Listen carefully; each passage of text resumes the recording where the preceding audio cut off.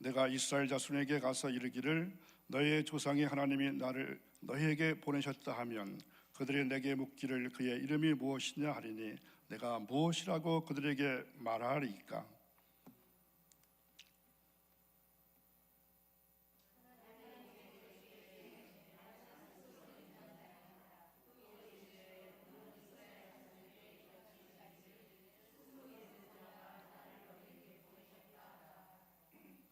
하나님이 또 모세에게 이르시되 너는 이스라엘 자손에게 이같이 이르기를 너의 조상의 하나님 여호와 곧 아브라함의 하나님, 이삭의 하나님, 야곱의 하나님께서 나를 너에게 보내셨다 하라. 이는 나의 영원한 이름이요 대대로 기억할 나의 칭호니라.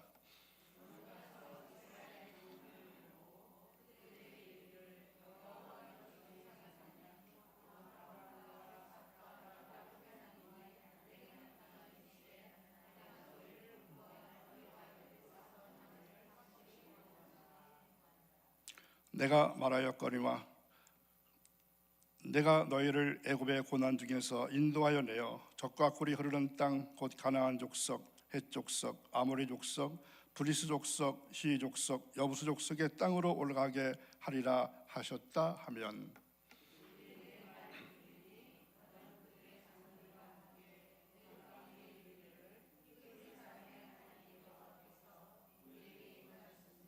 우리가 우리 하나님 여호와께서 제사를 드려 하오니 사흘쯤 광야로 가도록 허락하소서 하라. 아멘. 지난 연휴 기간 여러분들은 어떻게 보내셨습니까? 혹시 이렇게 보내시지는 않으셨나요? 와닿습니까? 아멘. 그럼 요건 어떨까요?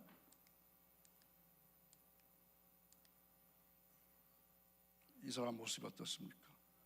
즐겁게 보시나요? 아주 예로워서 몸을 비틀고 있죠. 자, 그렇다면 여러분에게 시를 하나 보여드릴까 합니다. 자, 동영상 들으시고 최순영 권사님이 낭독해 주시겠습니다.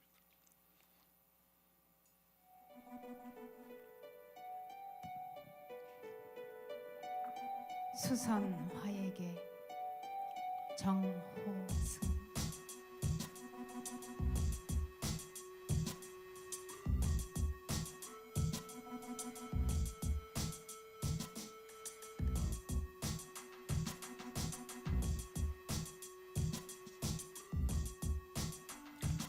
수선 화에게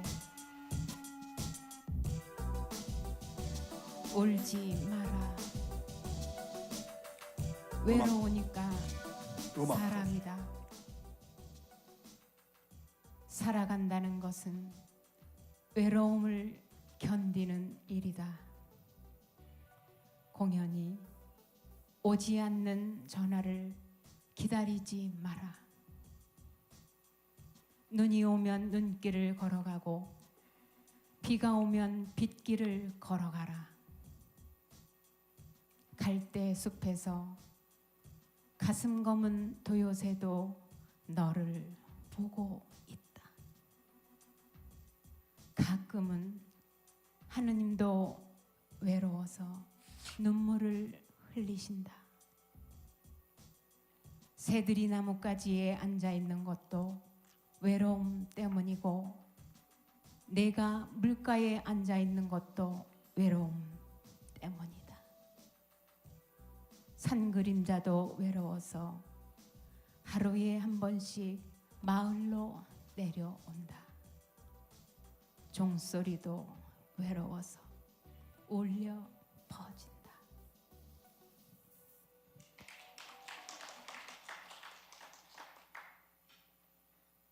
그래도 아직까지 눈물 흘리시는 분은 안 계시네요.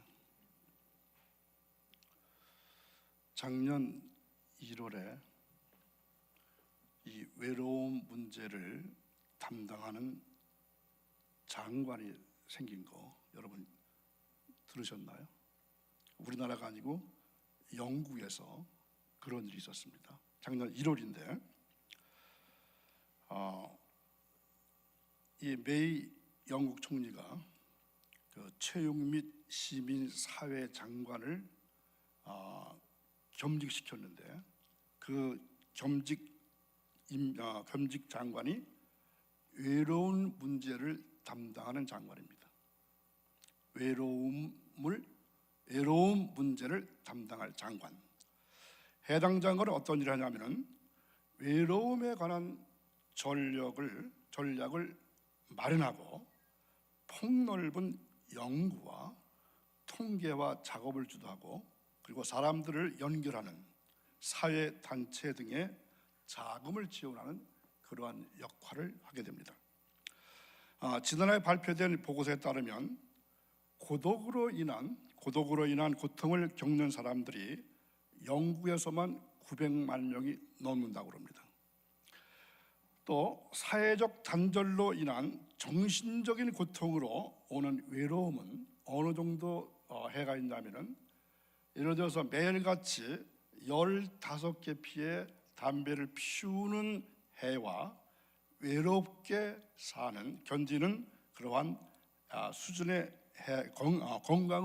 해를 건강에 미치는 것으로 나타나 있습니다. 그러니까 15개 피우는 담배 나쁜 것과 외롭게 사는 것은 거의 같다는 얘기입니다. 그래서 영국에서는 75세 이상 인구의 절반가량이 혼자 살고 있습니다. 이들 중 상당수가 심하면 일주일까지 사회적으로 아무런 교류 없이 지내는 것으로 알려져 있습니다.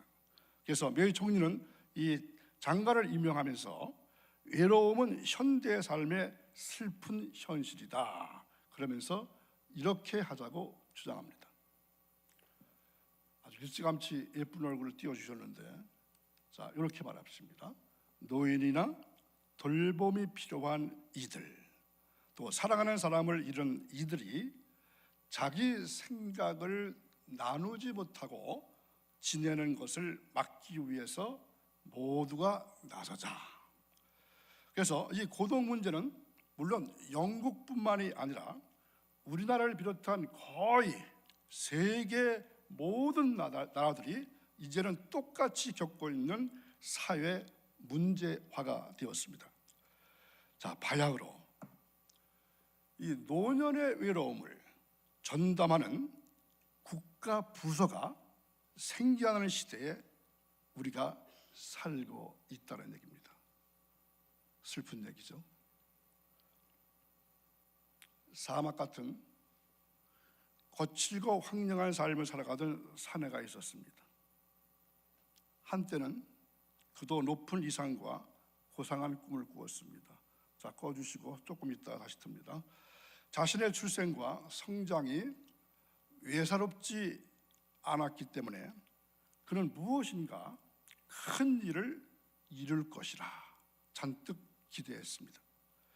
하지만 모든 인생이 그렇듯이 그의 인생 또한 예상하지 못한 일로 꼬이고 꼬였습니다. 자신이 가슴속으로 사랑했던 같은 동족을 위해서 했던 일이 의로운 정의가 아니라 쓸데없는 참견이 되고 말았습니다. 의로운 분노라고 여겼던 일이 그 동족의 눈에는 그저 부질없는 살인죄가 되고 말았습니다. 두려움과 후회를 안고 그는 아주 멀리 떠났습니다. 아무도 나를 알아봐 주지 않는 그런 애국으로, 아무도 나를 기억하지 않는 사막으로 도망쳤습니다. 그리고 사람들의 기억에서 잊혀지기를 바랐는지도 모릅니다. 무엇인가 큰 일을 이룰 것만 같았던 자신의 인생은 이제는 아무런 영향력을 줄 수 없는 그러한 삶이 되고 말았습니다.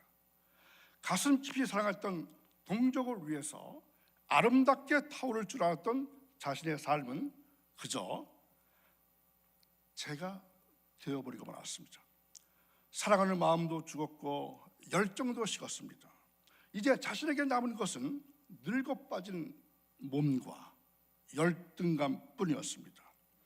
살인범이라는 정체성, 한 번도 꽃을 피워보지 못한 채 좌절된 꿈, 세월이 흘러도 나아지지 않는 현실, 뜨거운 태양 아래 사망을 걷고 있는 자신은 가시로 뒤덮인 선인장 같았습니다.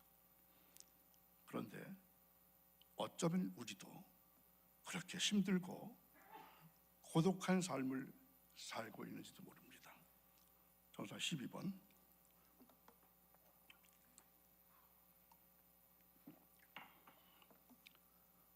나아지지 않는 건강, 해결될 것 같지 않는 고질적 문제, 삭막한 현실이 그렇습니다. 우리 가슴에는 하나님의 은혜와 감사가 넘치면 좋겠는데 상처 자국들과 가시도 친 말들이 많은 것이 사실입니다. 서로를 이해하고 용서하면서 살아가는 것이 좋은 줄 알지만 우리는 여전히 원통함을 풀지 못합니다. 사소한 일상들에 대해서 일일이 하나님께 감사하지도 않습니다. 주님은 우리가 지은 죄를 용서받도록 해주기 위해서 자신의 몸 전부를 다 드려서 제물로 주셨는데 우리는 어떻습니까? 여전히 완고한 마음으로 서로를 비방하고 주님의 마음을 아프게 할 때가 얼마나 많이 있습니까? 그런데 내가 왜 이럴까 하면서 우리는 종종 자신에게 이러한 질문을 던지곤 합니다. 사랑하면 좋을 텐데 왜 미워할까? 저 사람이 내가 학력이 낮다고 무시하는 건가? 나는 너무 가난해서 결혼도 못하겠어. 벗겨진 이마를 가발로 가린 사실을 저 사람이 아는 걸까?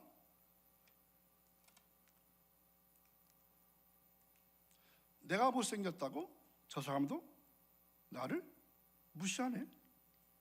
아무리 노력해도 나는 이것밖에 안 돼. 불행한 가정에서 성장한 나의 과거를 저 사람이 어떻게 생각할까? 오늘 본문에 나오는 모세, 그 사람 못지않게 우리에게도 팍팍한 현실이 있습니다. 지독하다고 느껴지는 고독감, 내가 아무런 쓸모없다고 하는 쓸모없는 인간이라고 하는 우울증,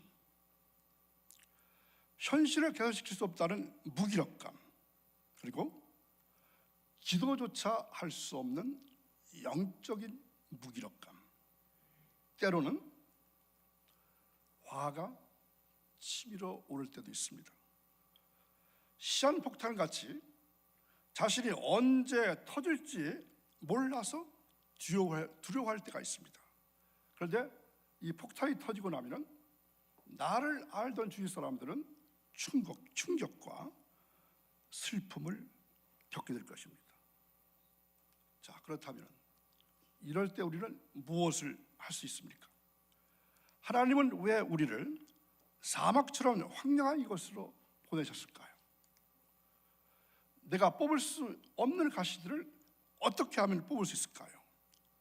세월이 가도 치유되지 않는 열등감은 어떻게 해결할 수 있을까요? 숨기고 싶은 나의 무력감과 열등감을 하나님께서는 드러내십니다. 모세는 광야 생활을 아주 오래 하면서 자신도 모르는 사이에 무서운 병에 걸렸습니다. 바로 이응, 디귿, 기억입니다. 자, 이거 단어 맞히실 수 있는 분 계실까요? 뭐가 들어가야 됩니까? 금방 안 돼요. 바로 열등감입니다. 맞죠? 나를 찾는 사람도 없고 나를 필요로 한 단체도 이제는 없다고 하는 병입니다. 도대체 나는 누구이지? 누가 내 말을 믿겠어? 아무도 알아주지 않을 것만 같고 아무도 자신을 신뢰하지 않을 것만 같습니다. 그렇다면 나는 쓸모없는 인간 아닌가?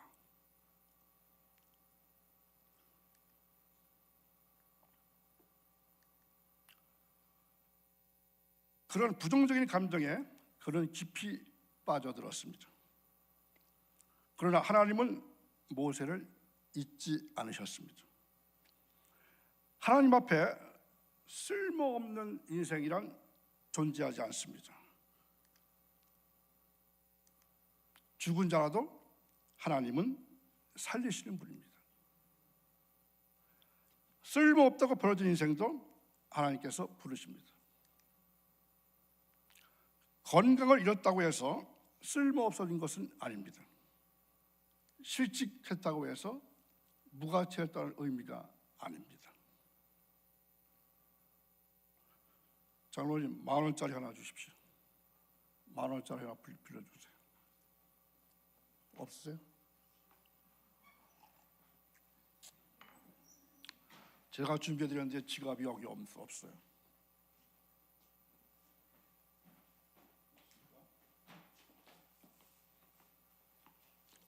이 얼마짜리죠?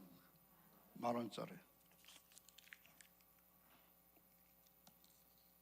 10,000원짜리가 이렇게 구겼다고 여러분 아직 버리시나요? 안 버리시죠? 보통이면 구겨진 지폐를 잘 펴서 사용하겠지요. 하나님도 마찬가지입니다. 비록 여러분의 인생이 구겨졌다고 해도 하나님이 다시 펴서 사용하실 것입니다.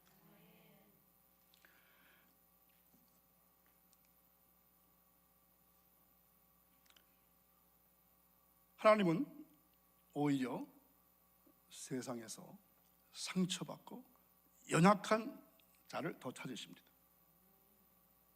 그 이유는 그런 사람이 하나님의 은혜를 사모하기 때문입니다.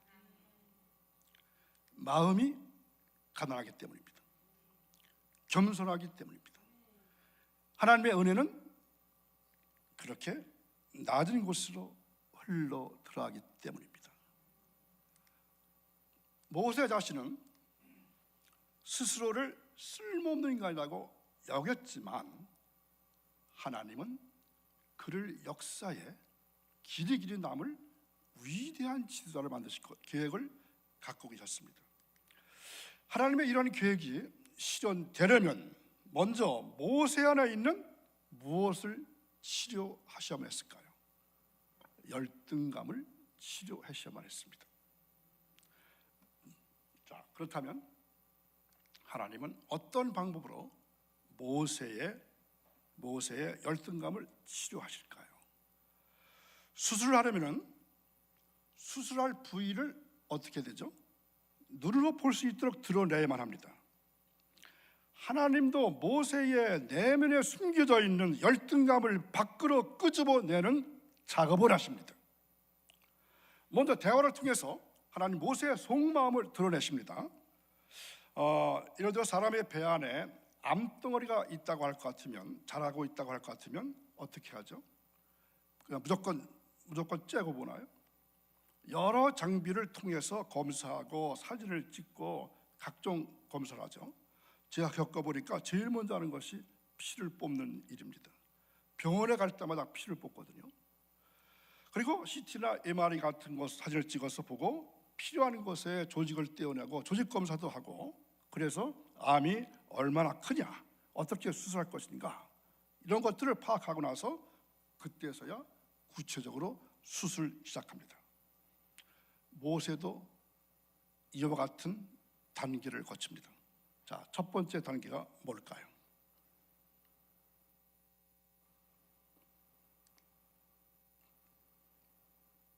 함께 읽겠습니다. 내가 누구인지 모르겠다는 상실감을 드러냈다. 내가 누구인지 모르겠다 하는 상실감을 드러냈습니다. 출애굽기 3장 11절 말씀 보겠습니다. 함께 읽습니다. 모세가 하나님께 아래였다. 제가 무엇이라고 감히 바로에게 가서 아멘.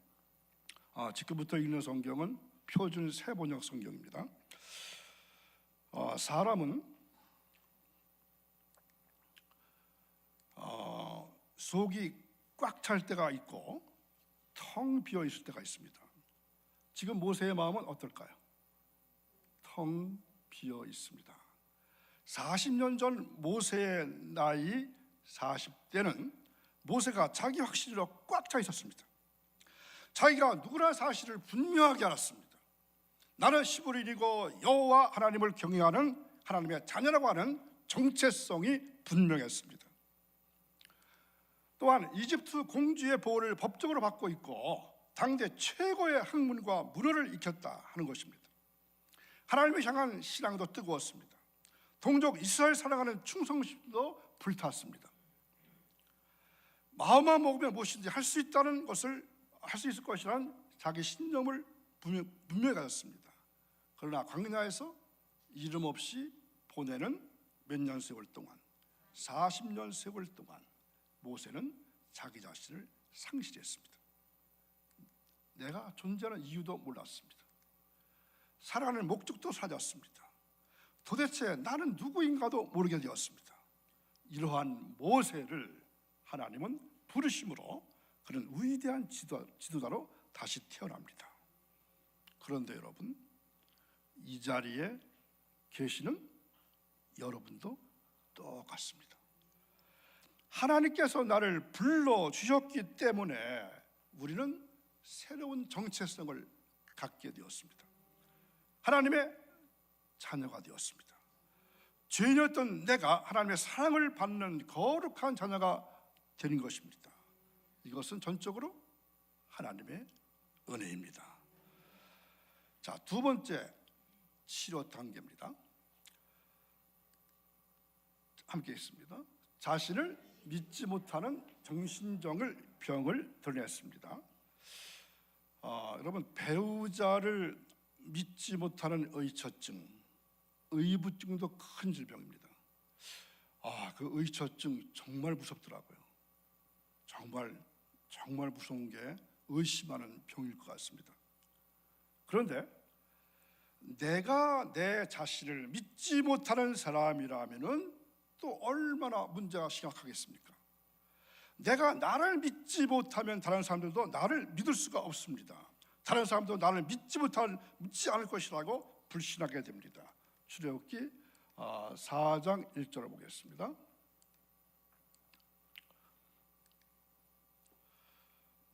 그러나 모세는 이렇게 말씀을 드렸다. 그들이 저를 믿지 않고 저의 말을 듣지 않고 주님께서는 너에게 나타나지 않으셨다면 어찌합니까? 아멘. 그런데 모세만 그런 게 아니라 우리도 그럴 수 있습니다. 믿고 의지했던 가족으로부터 버림받았던 상처가 있는 사람은 자기 자신을 신뢰하기가 힘이 듭니다. 사랑했던 사람으로부터 수용받지 못하고 거절당했던 사람은 아무도 의지할 수가 없습니다. 거절감은 자기 불신으로 깊어집니다. 사람들을 만날 때마다 호의를 받아들이기가 어렵습니다.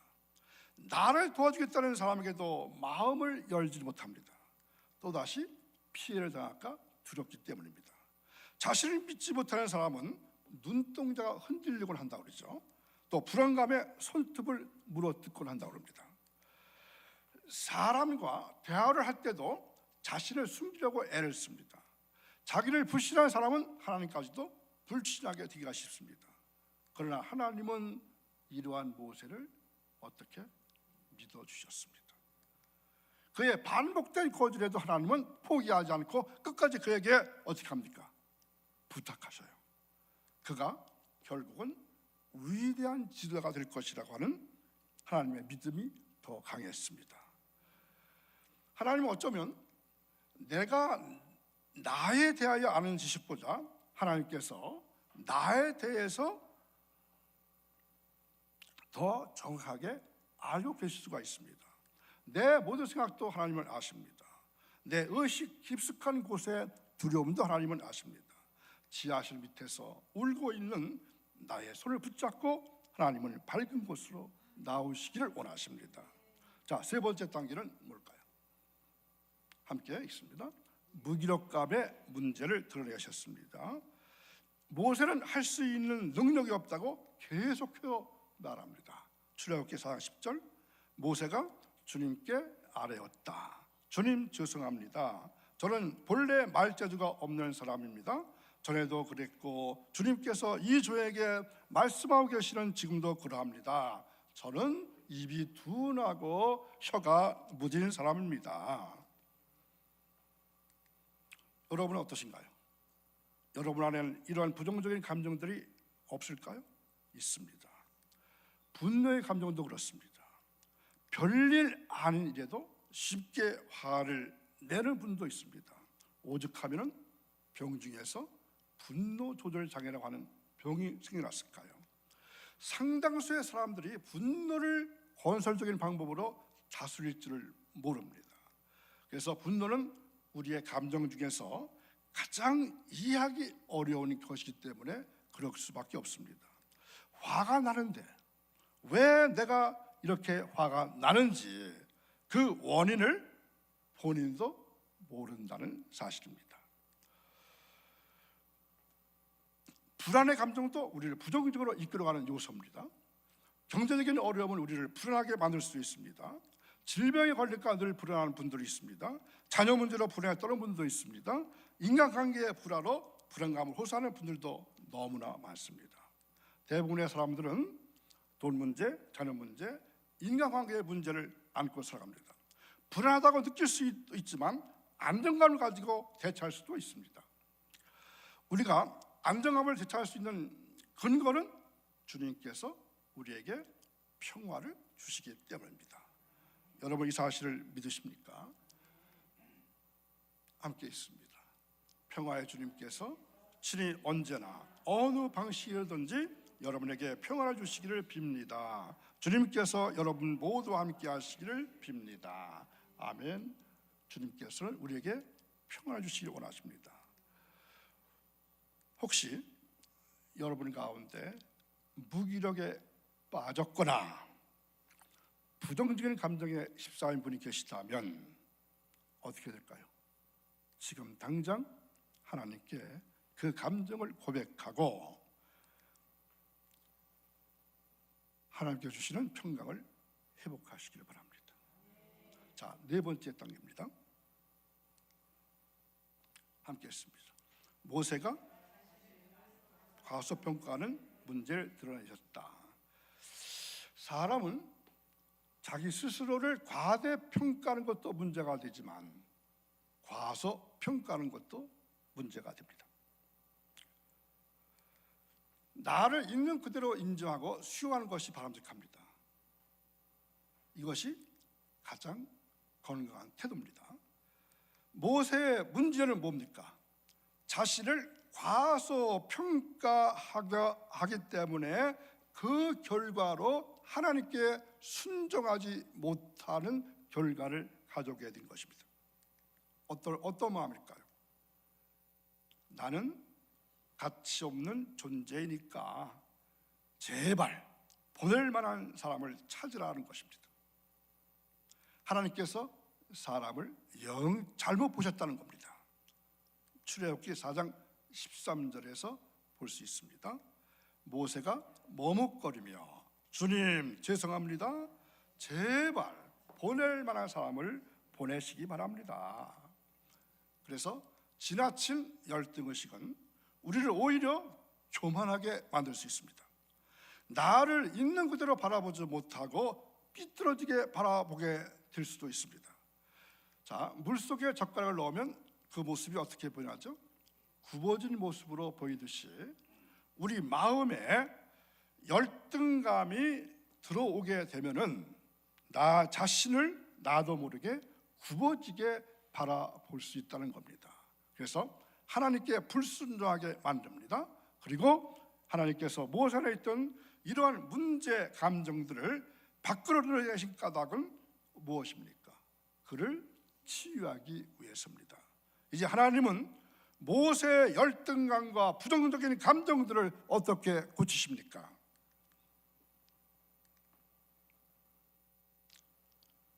하나님에 대한 바른 이해가 나의 부정적인 자아성을 치유하는 것입니다. 출애굽기 3장 12절에서 볼 수 있습니다. 하나님이 대답하셨다. 내가 너와 함께 있겠다. 내가 이 백성을 이집트에서 이끌어낸 다음에 너희가 이 산 위에서 하나님을 예배하게 될 때에 그것이 바로 내가 너를 보냈다는 징표가 될 것이다. 모세가 부정적인 생각에 젖고 부정적에 빠졌던 이유가 무엇입니까? 하나님을 바라보지 않았기 때문입니다. 누구를 봤을까요? 자기 자신만을 바라보았기 때문입니다. 그래서 자신도 모르는 사이에 이기적인 사람이 되고 말았습니다. 이기적인 사람은 자기를 먼저 생각하고 우회하게 됩니다. 다른 사람을 생각할 여유가 없습니다. 다른 사람을 생각할 여유가 없는 사람은 늘 다른 사람과 자신을 비교합니다. 자, 모세가 성장하면서 어떠한 비교를 했을까요? 공주의 아들로 성장하면서 40년 동안 늘 비교당했던 자생은 누굴까요? 바로 왕.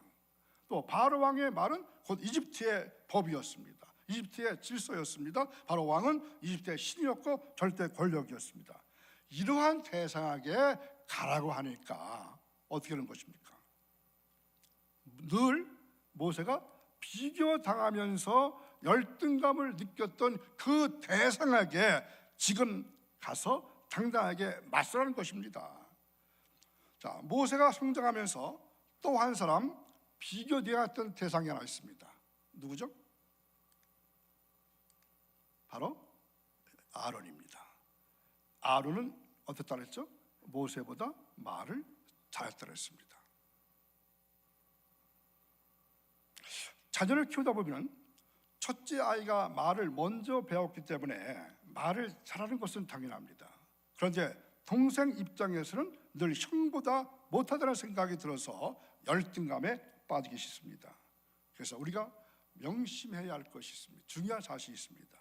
하나님께서 사람을 셀 수 없이 많이 창조하셨지만 단 한 사람도 똑같은 사람은 없다는 것입니다. 하나님은 각자 개성 있게 만드셨습니다. 지문이 다 다릅니다. 이 지구상에 70억이 넘는 사람이 살고 있지만 똑같은 지문은 없다고 그러죠. 그래서 범죄 사실을 알아보기 위해서 지문을 채취하고 관리하는 것입니다. 눈동자가 다 다릅니다. 목소리가 다 다릅니다. 재능과 성격과 아이디어가 사람마다 다 다릅니다. 하나님은 각 사람을 온 우주에 단 한 사람밖에 존재하지 않는 독특한 작품으로 만드셨습니다. 기계로 똑같은 제품을 찍어서 만들지 않았다는 것입니다. 그래서 그 말씀이 에베소 2장 10절에 있습니다. 함께 있습니다. 우리는 하나님의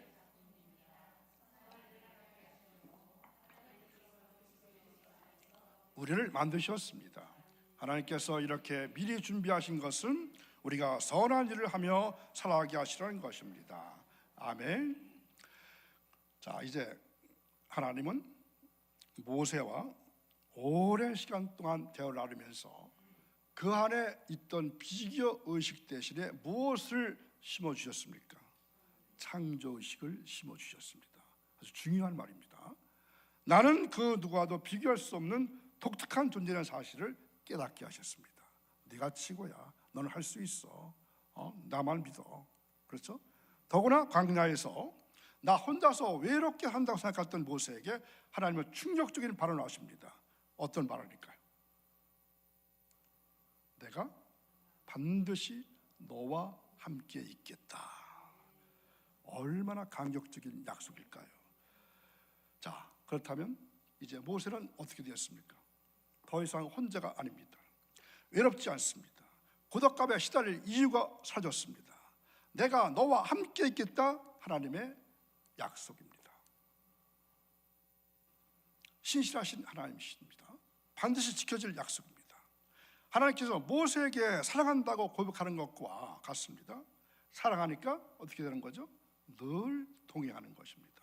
좋아하니까 함께 있고 싶은 것이 아니겠습니까? 자, 그렇다면 지금 여러분에게도 이러한 의식이 있으신가요? 하나님께서 늘 내 곁에서 나와 함께 하신다는 확실히 있으십니까? 이러한 믿음이 없는 사람은 어떨까요? 외롭습니다. 또 불쌍합니다. 또 서글픕니다. 허전합니다. 교회를 다니면서도 행복을 모르는 사람입니다. 자, 그렇다면 모세의 열등감이 어떻게 치유된 것입니까? 자, 함께 있습니다. 하나님께서 늘 동행해 주신다는 사실을 깨달으면서 자연스럽게 치유되는 것입니다. 아멘. 치유가 뭐죠? 하나님께서 모세와 언제나 함께 하신다. 이게 약입니다. 외로움의 치유약입니다. 하나님은 우리에게도 말씀하십니다. 나는 전능자다. 나는 온 우주와 인간을 창조한 창조자다. 나는 인간을 죄로부터 구원하는 구원자다. 나는 죽은 자를 살리고 살아있는 자를 죽일 수 있는 생명의 주인이다. 나는 인간에게 복을 주는 공급자다. 나는 인간의 상처와 질병을 치료하는 치유자다. 나는 인간을 혼자 살도록 내버려 두지 않고 인간과 함께 동행하는 임마누엘 하나님이다. 이게 치유약인 것을 꼭 기억하시기 바랍니다. 여러분은 하나님께서 말씀하시는 이 내용들을 믿으시나요? 수용하십니까? 하나님에 대한 비뚤어진 신관을 가진 사람은 자아상도 바르게 펴줄 수가 없습니다. 비교의식과 열등감에 시달릴 것입니다.